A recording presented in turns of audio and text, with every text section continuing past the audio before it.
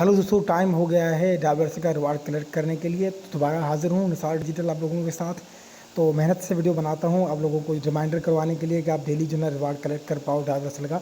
तो चैनल को सब्सक्राइब कीजिए, बेल आइकन को हिट कीजिए ताकि मैं जब भी रिवार्ड कलेक्ट करूँ तो उसका नोटिफिकेशन आप लोगों को मिले और आप भी टाइमली जो है अपना रिवार्ड कलेक्ट कर पाएँ। तो यहाँ पर मैंने लॉगिन रखा हुआ है और मैं यहाँ पर करूँगा इसको कलेक्ट नाउ। और उसके अलावा कलेक्ट यहाँ से सक्सेसफुली हो जाएगा मेरा। आपको उसके बाद मुझे रिचार्ज करना है यहाँ पे। और मैं यहाँ पे करूँगा अपना बैलेंस जो मेरा आया है उसको रिचार्ज करूँगा। यहाँ पे रिचार्ज पे क्लिक करते हैं। इसके अलावा रिचार्ज नाउ पिन लगाते हैं, साथ में ओके करेंगे।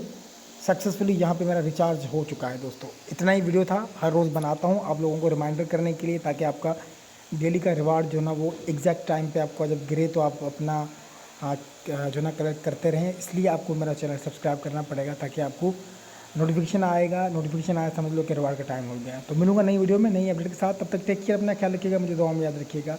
Bye bye, take care.